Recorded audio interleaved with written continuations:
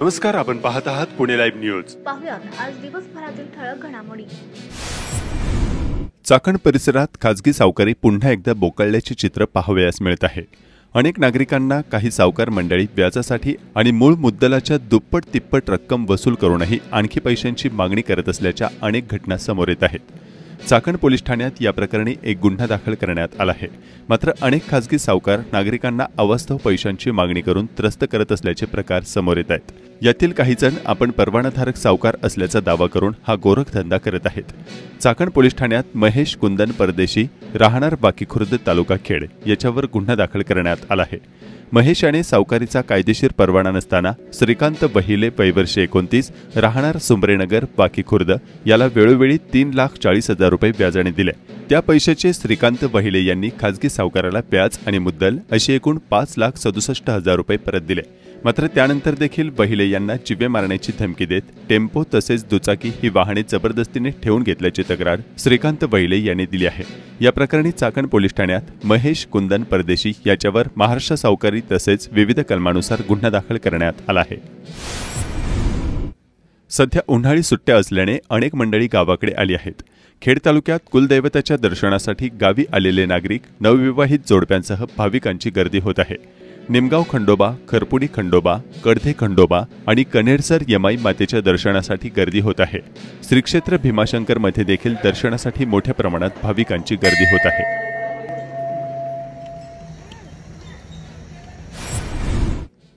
12वी आणि 10वीच्या परीक्षेचे निकाल जाहीर झाले आहेत. पुढील जूनमध्ये इंजिनिअरिंग, ITI, व्यावसायिक आदी प्रवेशाकरता विद्यार्थ्यांना महसूल विभागामार्फत उत्पन्नाचे दाखले, नॉन क्रिमिलियर, आदिवास, डोंगरी आदी दाखल्यांसह जात प्रमाणपत्र आवश्यक आहे. पालकांनी आणि विद्यार्थ्यांनी शैक्षणिक वर्ष सुरू होण्याची वाट न पाहता त्वरित आपल्या भागातील जवळच्या ई-महा सेवा केंद्र, आपले सरकार सेवा केंद्रातून आवश्यक कागदपत्रे जमा करून दाखले काढून घेण्याचे आवाहन तहसीलदार प्रशांत बेडसे यांनी केले आहे. अनेकदा अखेरच्या क्षणी दाखले काढण्यासाठी गर्दी होते. या गर्दीचा फायदा काही मध्यस्थी एजंट घेऊन नियमानुसार शासकीय दाखल्यानुसार फी घेण्याच्या ऐवजी अव्वाच्या सव्वा रक्कम घेतल्याचे अनेकदा प्रकार घडत आहेत. त्यामुळे आत्तापासूनच दाखले काढून घेण्याचे आवाहन प्रशासनाने केले आहे. चाकण तालुका खेडमधील आनंद हॉस्पिटल येथे महात्मा ज्योतिराव फुले जन आरोग्य योजना आणि आयुष्यमान भारत प्रधानमंत्री जन आरोग्य योजनेच्या माध्यमातून नागरिकांवर सूचीबद्ध आजारांवर मोफत वैद्यकीय उपचार केले जात असल्याची माहिती आनंद हॉस्पिटलचे संचालक डॉक्टर दीपक कोठारी यांनी दिली. एकात्मिक महात्मा ज्योतिराव फुले जन आरोग्य योजना आणि आयुष्यमान भारत प्रधानमंत्री जन आरोग्य योजना अंतर्गत शासकीय आणि खासगी रुग्णालयांच्या मार्फत पात्र शिधापत्रिकाधारक आणि इतर लाभार्थी गटांना सूचीबद्ध आजारांवर मोफत वैद्यकीय सेवा पुरविण्यात येत आहे. यामध्ये कर्करोग शस्त्रक्रिया, जनरल शस्त्रक्रिया, मुतखडा व प्रोस्टेट शस्त्रक्रिया, हृदयरोग, निमोनिया, हाडांच्या शस्त्रक्रिया व इतर गंभीर आजारावर उपचारांचा समावेश असल्याचे देखील आनंद हॉस्पिटलचे संचालक डॉक्टर दीपक कोठारी यांनी सांगितले. बंद बैलगाडा शर्यती पूर्ववत सुरू व्हाव्यात यासाठी 2005 मध्ये मंचर तालुका आंबेगाव या ठिकाणी करण्यात आलेल्या आंदोलनात सहभागी झालेले माजी खासदार शिवाजीराव अढळराव पाटील, माजी खासदार स्वर्गीय किसनराव बानखेले यांच्यासह 67 बैलगाडा मालक आणि शेतकऱ्यांच्या विरोधात दाखल करण्यात आलेल्या गुन्ह्याप्रकरणी शनिवारी दिनांक 17 रोजी खेड सत्र न्यायालयाचे न्यायाधीश AS सय्यद यांनी सर्वांची सबळ पुराव्याच्या अभावी निर्दोष मुक्तता केली आहे. या निकालामुळे तब्बल 20 वर्षांनंतर न्याय मिळाल्याची भावना व्यक्त करत अढळराव पाटील, बैलगाडा मालक व शेतकऱ्यांनी पेढे वाटून आनंदोत्सव साजरा केला. अढळराव पाटील म्हणाले की 67 लोक एका वेळी न्यायालयात उपस्थित राहणे सोपे नव्हते. त्या प्रयत्नात 15 जणांचा मृत्यू झाला. शनिवारी न्यायालयाने सर्वांची ओळखपत्र घेऊन निकाल दिला. खासदार डॉक्टर अमोल कोल्हे यांचे नाव न घेता अढळराव पाटील यांनी अप्रत्यक्ष टीका करत म्हटले की घोड्यावर बसून अनेकांनी दावे केले की माझ्यामुळे बैलगाडा शर्यती सुरू झाल्या, पण त्यात अजिबात तथ्य नाही. कोणाचा किती त्याग आहे हे जनतेला माहिती आहे. उच्च न्यायालय आणि प्रशासनाने बैलगाडा शर्यतींना परवानगी दिली आहे. मात्र सध्या या शर्यती बाजारूपणाकडे जात आहेत. नियमांची पायमल्ली होत आहे. शर्यतीच्या ठिकाणी रुग्णवाहिक पशुवैद्यकीय अधिकारी असणे बंधनकारक आहे. देवांच्या यात्रा आणि उत्सवाच्या ऐवजी वाढदिवसानिमित्त शर्यती भरवल्या जातात. प्रशासनाचे दुर्लक्ष सुरू आहे. जर पुन्हा पेटासारखी संस्था कोर्टात गेल्या तर शर्यती अडचणी येऊ शकतात. त्यासाठी नियमांची काटेकोरपणे अंमलबजावणी झाली पाहिजे, असेही माजी खासदार अढळराव पाटील म्हणाले. यंदाच्या सुरुवातीच्या अवकाळी पावसाच्या तडाख्याने खेड तालुक्यातील राजगुरुनगर बसस्थानक आवारात रस्ते उखडून पाण्याची डबकी साठली आहे. एसटी बसमधून प्रवाशांना थेट या डबक्यांमध्ये उतरावे आणि चढावे लागत आहे. एसटी बस स्थानकात अस्वच्छता वाढली आहे. प्रवासी व परिसरातील व्यावसायिक रहिवासी असलेल्या सर्वच नागरिकांचा स्थानकात वावर असल्याने आरोग्याचा गंभीर प्रश्न निर्माण होण्याचे चित्र दिसत आहे। राजगुरुनगर बसस्थानक परिसरात खड्डे बुजवण्यासाठी प्रत्येक वर्षी लाखो रुपये खर्च केला जातो, मात्र काही दिवसातच परिस्थिती जैसे थे होत आहे। लाखो रुपयांचा खर्च अक्षरशः पाण्यात जात आहे।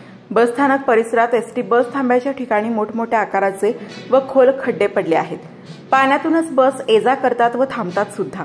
एसटी बसमध्ये बसायला आणि उतरायला प्रवाशांना डबक्याच्या पाण्यातून जावे लागते। अजून पावसाला सुरू व्हायचं असल्याने आताच याबाबत कार्यवाही करून प्रवाशांचे हाल थांबवण्याची मागणी होत आहे। राजगुरुनगर शहरातून जाणाऱ्या भीमा नदीच्या पाण्यात सध्या दाट जलपर्णी असल्याचे चित्र पाहावयास मिळत आहे। राजगुरुनगर शहरातील सांडपाणी भीमा नदीत सोडले जाते, तसेच ओढ्या नाल्यांना सोडलेले पाणी नदीत येऊन मिसळत आहे। त्यामुळे काही वर्षापासून येथील बंधाऱ्यातल्या नदीच्या पाण्यात जलपर्णी वाढत आहे। या पाण्याखाली हायड्रिला नावाची पाण वनस्पतीचा थर साचलाय। पावसाळ्यात जेव्हा नदीत पाण्याचा प्रवाह सुरू असतो तेव्हा पाणी बऱ्यापैकी शुद्ध असते। नदीची धार व प्रवाह बंद झाली की बंधाऱ्यालगतच्या भागात डबके होऊन पाणी खराब होत आहे। भीमा नदी पात्रात वाढत्या जलप्रदूषणामुळे जलपर्णीची बेसुमार वाढ झाली असून जलचरांचे अस्तित्व धोक्यात आले आहे। नदीवरील नागरी पाणी योजनांवरही याचे परिणाम दिसू लागले आहेत। भीमा नदीकाठच्या कोणत्याही स्थानिक स्वराज्य संस्थांकडे जलप्रदूषण रोखण्यासाठी सांडपाणी प्रक्रिया प्रकल्प अथवा जलपर्णी काढणारी यंत्रणा अद्यापही नाही।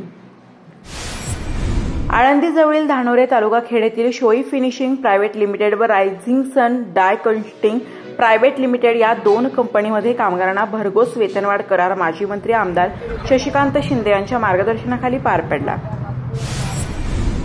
संपूर्ण चाकण शहराची मागील आठवड्याभरापासून नियोजनबद्ध कचरा कोंडी करण्याचा डाव काही जणांनी आखला असल्याचा आरोप होत आहे। कारण चाकणचा कचरा ज्या ठिकाणी टाकला जातो तो रस्ता काही मंडळींनी दांडगाई करून अडवलाय। या ठिकाणी संपूर्णपणे लोखंडी पत्र्याचे कंपाऊंड करण्यात आले आहे। त्यामुळे मागील 6 दिवसांपासून चाकणमधील सर्व घरात कचरा साचलाय। चाकण पालिकेची वाहने शहरात कचरा गोळा करण्यासाठी फिरत नसल्याचे चित्र पाहावयास मिळत आहे। चाकण शहरातील कचरा चाकण आंबेठाण रस्त्यावर खराबवाडी तालुका खेड हद्दीतील दगडखाणीत गेल्या अनेक वर्षांपासून टाकण्यात येत आहे। या ठिकाणी जाणारा रस्ता अडवण्यात आल्याने ही स्थिती निर्माण झाली असून चाकणमधील काही पदाधिकाऱ्यांशी प्रत्यक्ष आणि फोनवरून संपर्क साधला असता त्यांनी काय सांगितले जाणून घेऊयात। गेले 8 दिवस झाले चाकणचा अख्खा कचरा तुंबलाय। घरांमध्ये महिलांना सुधारणा की नक्की कचरा टाकायचा कुठं? कामगार वर्ग रस्त्यावर कचरा आणून टाकतोय, आपण पाहतोय फार मोठमोठे ढीग झालेले। आणि ते शोधण्यासाठी आम्ही इकडे आलो, काय भानगड आहे नक्की? शिवणनं फोन लावले ते म्हणले रस्ता अडवलाय। तिथं बघत होते वायवाटीचा रस्त्याला कोणतरी तार कंपाऊंड वगैरे काय पत्र्याचं मोठं 12 फुटी सगळे हे केलेले। याच्यामध्ये महसूल विभागाने, माननीय तहसीलदार असतील, माननीय प्रांत साहेब असतील, नगरपालिकेचे शिव असतील, यांनी स्वतः जातीने लक्ष देऊन हा वायवाटीचा रस्ता मोकळा केला पाहिजे। तिथं कचऱ्याची व्यवस्था केली गेली पाहिजे। नाहीतर चाकण हे आता डेंग्यू दृश्य परिस्थिती निर्माण झालेली आहे। पावसाची डबकी साचलेली आणि त्याच्यात आजार कचरा पडला तर चाकणमध्ये भयानक परिस्थिती निर्माण झाल्याशिवाय राहणार नाही। माझी प्रशासनाला आपल्या माध्यमातून विनंती राहणार आहे की कसल्याही परिस्थितीत जर 2 दिवसामध्ये तुम्ही आज रस्ता आम्हाला मोकळा करून नाही दिला तर समस्त चाकणकरांना घेऊन मी तीव्र आंदोलन उभं करीन। हीच या ठिकाणी। हा नमस्कार। आपण जे विचारलं की चाकणचा कचरा बंद केलेला आहे कचराखानी टाकण्यापासून, तर याबाबत काय झालंय, तिथं कोणतरी नलगे आडनाव आहे आणि अजून गिरी गोसावी म्हणून आहे। माझा प्रश्न प्रशासनाला हा आहे की कचरा डेपो आधी आला का हे नलगे आधी आला की गिरी गोसावी आधी आला? त्या ठिकाणी जो आपण कचरा टाकतोय तो दगडखानीत टाकतोय। यापूर्वी त्या ठिकाणी दगडखान होती, ती शासनाच्या मालकीची होती। सार्वजनिक विभाग तिथून खाणीतून दगड काढून रस्ते आणि बांधकामाला वापरत होतं। तर तिथं जाण्यासाठी खाणीला जो रस्ता आहे तोच नंतर हँडओव्हर झाला ना। माननीय जे आता आपले उपमुख्यमंत्री आणि पालकमंत्री आहेत अजितदादा पवार साहेब, यांनी ती जागा चाकणला 20 वर्षापूर्वी दिलेली होती। त्यामुळे त्या जागेमध्ये कचरा टाकण्यात येतोय। आता चाकण नगरपालिकेने विविध ठिकाणी कचऱ्याच्या जागा मागितल्यात। चाकणच नाही, खेड तालुक्यातल्या प्रत्येक नगरपालिकेला आणि ग्रामपंचायतीला स्वतःचा कचरा डेपो करण्यासाठी किंवा कचरा व्यवस्थापन जो घनकचरा व्यवस्थापन नियमांतर्गत येतो तो करणे गरजेचे आहे। आता तुम्ही जो प्रश्न आम्हाला विचारला की बाबा हे बंद का केलं, तर ते नलगे का कोण असा आहे तो माणूस, त्यांनी तिथं डायरेक्ट सरकारी रस्त्यावर कंपाऊंड मारले। एवढी दांडगाईन एवढी मजुरी चालली आहे आणि आपण पिंपरी चिंचवड आयुक्तालयात आहे, पोलिसांनी ह्या माणसावर तातडीने कारवाई केली पाहिजे। चाकण शहरामध्ये तुम्ही जर बघितलं तर गावठाणापासून गावठाणाच्या बाहेर रस्त्याने आणि प्रत्येक सोसायटीच्या पुढं अक्षरशः कचऱ्याचा ढीग झालेला आहे. कायदा सुव्यवस्थेचा प्रश्न निर्माण झालेला आहे. आरोग्याचा प्रश्न देखील इथं आता शहरामध्ये निर्माण झाला. अशा माणसांवर, अशी जी अपप्रवृत्तीची माणसं आहे यांना पहिली शास्ती आणि जी काही कडक कारवाई ती प्रशासनाने केली पाहिजे. याबाबत मी मुख्य अधिकारी तथा प्रशासक जे अंकुश जाधव साहेब आहे त्यांनाही सांगितलं की संबंधित माणसावर तुम्ही पोलीस स्टेशनमध्ये रीतसर गुन्हा दाखल करा आणि चाकण शहराची झालेली कचराकुंडी ही सोडवा. आणि यासाठी वेळप्रसंगी आम्ही माननीय अजितदादांकडे जाऊ आणि अशा प्रकारे काहीतरी करून चाकण शहरामध्ये अडचणी निर्माण करणारी काही जी प्रवृत्ती आहे त्यांचा बंदोबस्त करण्याची देखील मागणी करणार आहोत. दरम्यान आता चाकण नगर परिषद संपूर्ण शहराची कचराकोंडी सोडवण्यासाठी काय करणार? दांडगाईनं अडवलेला रस्ता मोकळा करण्यासाठी काय उपाययोजना करणार?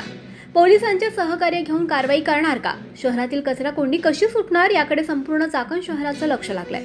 चाकण पालिकेचे मुख्य अधिकारी अंकुश जाधव यांच्याशी संपर्क साधला असता त्यांनी सांगितलं की रस्ता अडवणाऱ्या संबंधित मंडळीशी संपर्क केला, त्यांना विनंती केली, मात्र ते काहीही ऐकण्याच्या मनस्थितीत नाहीये. त्यामुळे प्रांत कार्यालयाकडे सदरचा रस्ता मोकळा करून देण्यासाठी विनंती केली आहे आणि तातडीनं याबाबत कार्यवाही करून कचराकोंडी सोडवण्यासाठी प्रयत्न करत आहोत असं त्यांनी म्हटलंय. बहुप्रतीक्षित पुणे रिंग रोड प्रकल्प अधिकृतपणे बांधकाम टप्प्यात दाखल झालाय. महाराष्ट्र राज्य रस्ते विकास महामंडळ म्हणजेच MSRDCने निविदा प्रक्रिया अंतिम केल्यानंतर काम सुरू केले आहे. 9 कंत्राटी कंपन्यांना हा प्रकल्प देण्यात आला असून अधिकाऱ्यांनी 2.5 वर्षात संपूर्ण पायाभूत सुविधा पूर्ण करण्याचे महत्त्वाकांक्षी लक्ष्य ठेवले आहे. जिल्ह्यातील वाहतूक लक्षणीयरित्या कमी करण्यासाठी डिझाईन केलेला हा प्रकल्प 172 किलोमीटरचा विस्तार करतो. अंदाजे 42,711 कोटी रुपयांच्या बजेटसह रिंग रोड महाराष्ट्रातील सर्वात व्यापक पायाभूत सुविधा उपक्रमांपैकी एक आहे. अंमलबजावणी सुलभ करण्यासाठी पूर्व आणि पश्चिम अशा 2 प्रमुख भागांमध्ये विभागलेला आहे. MSRDC अधिकाऱ्यांच्या मते भूसंपादन जवळजवळ पूर्ण झाले आहे. पश्चिम भागासाठी 99% आणि पूर्व भागासाठी 98% जमीन सुरक्षित करण्यात आली आहे.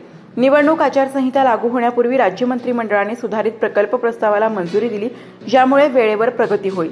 प्रकल्पाचा पूर्व भाग 7 टप्प्यात विभागला गेलाय तर पश्चिम भाग 5 टप्प्यात विभागला गेलाय. वाडे, बोल्हाई, खडकवासला, सिंहगड, मुळशी, उरसे, चाकण, हिंजवडी आणि सोरटवाडी अशा अनेक महत्त्वाच्या भागात बांधकाम कामे आधीच सुरू झाली आहेत. MSRDCच्या एका अधिकाऱ्याने सांगितले की राज्य सरकारच्या निर्देशांचे पालन करून आम्ही 9 कंपन्यांना कामाचे ऑर्डर दिले आहेत. पुढील 2.5 वर्षात बांधकाम पूर्ण करण्याचे उद्दिष्ट आहे. सुरुवातीच्या कामांमध्ये डोंगराळ भूभागाचे ग्रेडिंग करणे तसेच येणाऱ्या पावसाळ्याच्या तयारीसाठी पूल आणि बंधारे बांधणे यावर लक्ष केंद्रित केले आहे. प्रकल्पाचे इतर भाग एकाच वेळी पुढे जातील. विलंबासाठी कंत्राटदारांना जबाबदार धरले जाईल. जर कोणतीही कंपनी वेळेनुसार काम पूर्ण करण्यात अयशस्वी झाली तर त्यांना आर्थिक दंड भरावा लागेल आणि सरकारी नियमानुसार भरपाई करण्यास ते जबाबदार असतील, असंही अधिकाऱ्यांनी सांगितलं आहे. पूर्व रिंग रोड विभागासाठी 1054.3 हेक्टर जमीन अधिग्रहित करण्यात आली आहे, ज्यामध्ये खासगी सरकारी मालकीची आणि वन जमिनींचा समावेश आहे. दरम्यान पश्चिम विभागासाठी 692.66 हेक्टर जमीन सुरक्षित करण्यात आली आहे. फक्त 6 हेक्टर जमिनीचे अधिग्रहण शिल्लक असून MSRDCच्या अधिकाऱ्यांनी पुष्टी दिल्याने या उर्वरित जमिनीसाठी अधिग्रहण प्रक्रिया सुरू आहे. चाकण गावाची भैरवनाथ महाराजांची यात्रा संपन्न झाली असून अवकाळी पावसामुळे बैलगाडा शर्यतींची फायनल मात्र होऊ शकली नाही. त्यामुळे यासाठी बक्षीस देणाऱ्या नागरिकांची बक्षिसे परत देण्यात आल्याचे चाकण यात्रा कमिटीच्या वतीने सांगण्यात आले. ओम गणेशाय नमः. आज महात्मा फुले मार्केट यार्डमध्ये गणेशाच्या मंदिरामध्ये सकाळी 10 वाजल्यापासून आपण ज्या काही पहिल्या फेरी बैलगाडा शर्यती झाल्या त्याची जे काही बक्षिसं होती त्या बक्षिसं इनाम देण्याचं काम आज पूर्णपणे पार पडलेलं आहे. एक साधारणतः 2-3 बक्षिसं शिल्लक राहिलेली आहेत, त्यांच्याशी संपर्क झालेला आहे. त्यांना ही बक्षिसं दिली जातील. पहिल्या फेरीतली जी काही बक्षिसं आपण डिक्लेअर केली होती, चाकण यात्रा कमिटीने डिक्लेअर केली होती, ती सर्व बक्षिसं पात्र किंवा इनामामध्ये जे बैलगाड्या आले त्यांना ते आपण देऊन टाकलेले आहेत. तसेच आकर्षक बारीचे, घाटाचा महाराजा, फळीफोड ही जी काही बक्षिसं होती ती सगळी आपण दिलेली आहेत. फक्त सेमी फायनल आणि फायनल यासाठी जी काही बक्षिसं होती ती बक्षिसं ज्या देणगीदारांनी किंवा बक्षीसदारांनी ती बक्षिसं आपल्याला दिली होती ती आपण पावसामुळे सेमी फायनल आणि फायनल झाली नाही म्हणून त्यांची बक्षिसं आपण त्या बक्षिसं देणाऱ्या व्यक्तींना स्वतः बोलावून त्यांच्याबरोबर एक व्हिडिओ तयार करून त्यांची संपूर्ण बक्षिसाची रक्कम आपण त्यांना परत दिलेली आहे. पावसाचा थोडा व्यत्यय आला त्यामुळे आपण फायनल घेऊ शकलो नाही आणि त्याला काही तांत्रिक अडचणी होत्या परंतु एकंदरीत पाहता 4 दिवस चाकणच्या इतिहासामध्ये प्रथमतःच बैलगाडे धावले. 2800 बैलांचे पाय आपल्या भूमीला लागले आणि अतिशय रोमांचक पद्धतीने 700 बैलगाडे आपल्या बैलगाडा घाटामध्ये बिरदवडीच्या घाटामध्ये धावले. बैलगाडा शर्यती अतिशय उत्साहात पार पडली. सप्त्याचा कार्यक्रम अतिशय उत्साहात पार पडला. हारतुरे आणि देवाचा छबिना अतिशय चांगल्या पद्धतीने झाला. तमाशा अतिशय चांगल्या पद्धतीने झाला. एकंदरीत पाहता चाकणची भैरवनाथाची यात्रा जी गावकऱ्यांनी चाकण यात्रा कमिटीने करायची ठरवली त्या पद्धतीने ती अतिशय जोरात झाली. यासाठी ज्या ज्या लोकांनी आम्हाला समर्थन दिलं, ज्या ज्या लोकांनी वर्गणी दिली, देणगी दिली, बक्षिसं दिली, त्या सर्वांच्या प्रति आभार व्यक्त करतो. तसेच पुणे लाईव्हच्या माध्यमातून आपण संपूर्ण यात्रेच्या दरम्यान आम्हाला जी प्रसिद्धी दिली, चाकण यात्रा कमिटीची जी प्रसिद्धी केली, चाकणकरांची रखडलेली यात्रा सुरू करण्यासाठी आपण जो प्रयत्न केलात त्याबद्दल मनस्वी समस्त चाकणकरांच्या वतीने आणि चाकण यात्रा कमिटीच्या वतीने आपले आभार व्यक्त करतो. भैरवनाथ भगवानांची यात्रा चाकणकर नागरिकांच्या वतीनं, चाकण यात्रा कमिटीच्या वतीनं अतिशय आनंदात आणि जोमात पार पडली. त्यासाठी मी सर्व ग्रामस्थांचे, त्याचबरोबर देणगीदार, हितचिंतक, त्याचबरोबर ज्यांनी ज्यांनी या चाकण यात्रा कमिटीला मदत केली त्या सर्वांचे मी या चाकण यात्रा कमिटीच्या माध्यमातून आपले सर्वांचे आभार मानतो. खरं तर सांगायला अतिशय आनंद होतोय. ही यात्रा पार पडत असताना मांडव टाळे असतील, पूजा अर्चा असतील, सप्त्याचा कार्यक्रम असेल, मांडव टाळे असतील, पालखी मिरवणूक असेल, त्याचबरोबर खास करून बैलगाडा शर्यती असतील, या अतिशय चांगल्या पद्धतीने सर्व नागरिकांच्या, बैलगाडा मालकांच्या, चालकांच्या, बैलगाडा आमची जी कमिटी होती, बैलगाडा कमिटी, चालक कमिटी, समन्वय समिती यांच्या माध्यमातून पार पडली आणि त्याचा मला फार अतिशय आनंद होतोय. मी सर्व ग्रामस्थांचे सगळ्यांचे आभार मानतो. खास करून सांगण्याचे तात्पर्य म्हणजे की जी यात्रा पार पडली, ही यात्रा पार पडणं आज आम्ही या बैलगाडा ज्यांचे बक्षिसं होती, घाटाचा राजा असतील, काय असतील, सर्वांचे पारदर्शकपणा दाखवून आम्ही ती बक्षिसं त्यांना वाटप केली. एक 2-4 बक्षिसं राहिली ती सुद्धा देणार आहे. आणि अजून सांगायला अतिशय आनंद होतोय की आमची जी ज्येष्ठ मंडळी आहे चाकण ग्रामस्थांची, त्यांच्या माध्यमातून आम्ही चर्चा करून चाकण यात्रा कमिटीच्या वतीने एक दुसरा निर्णय घेतला की पावसाअभावी जी घाटामध्ये फायनल जी आमची होती ती फायनल झाली नाही, म्हणून बैलगाडा संघटनांच्या संबंधितांशी चर्चा करून घाटात जो बैलगाड्यांचा तिथं गाळ झाला होता, कोणत्याही बैलाला इजा होऊ नये म्हणून घाट यात्रा ती फायनल रद्द झाली. परंतु ज्या फायनल यात्रेला ज्या आपल्या दानशूर व्यक्तींनी जी बक्षिसं दिली होती, 11.5 लाखाची बक्षीस होती. मग ट्रॅक्टर होता, बुलेट होती, स्प्लेंडर होती, सीडी डिलक्स गाड्या होत्या, यांचे जे पैसे होते मग प्रत्येकाचे पैसे आम्ही स्वतःहून बोलून की बाबा आमच्याकडे ठेवून करणार काय, मग प्रत्येकाला आम्ही त्यांचे मग ट्रॅक्टरचे पैसे असतील, बुलेटचे पैसे असतील, त्या 2 व्हीलरचे पैसे असतील, त्याची बक्षिसं आम्ही सर्वांना त्यांनी परत केलेली आहे. आणि त्याचा सार्थाभिमान की आम्ही हा पारदर्शी कारभार सगळ्यांनी केलेला आहे. कोर्टाच्या आदेशाप्रमाणे कोर्टाने जे आम्हाला जे आम्हाला न्याय दिला त्यांचा बी आम्ही या चाकण यात्रा कमिटीच्या वतीने आभार मानतो. आणि दुसरी गोष्ट अशी की कोर्टाला 90 दिवसाचा आम्हाला हिशोब द्यायचा आहे, पण त्याच्या अगोदर आम्ही लवकरात लवकर पारदर्शी हिशोब आम्ही लवकरात लवकर देणार आहे. आणि पुन्हा एकदा सर्व बैलगाडा मालकांचं, सर्व ग्रामस्थांचं, देणगीदारांचं आणि खास करून पुणे लाईव्हने जे संपूर्ण महाराष्ट्रभर आम्हाला न्याय द्यायचं काम केलं, सर्वसामान्यांपर्यंत हा पारदर्शी कारभार दाखवण्याचं काम केलं, त्याबद्दल मी पुन्हा एकदा ग्रामस्थांच्या वतीनं सर्वांचे आभार मानतो. आणि ही बैलगाडा यात्रा, संपूर्ण चाकणकरांची यात्रा, ही भैरवनाथाची यात्रा अतिशय उत्साहात आणि सर्व तरुण तरुणबांध कार्यकर्त्यांनी पार पाडली, त्याबद्दल पुन्हा धन्यवाद देऊन नमस्कार. आपण पाहत आहात पुणे लाईव्ह न्यूज.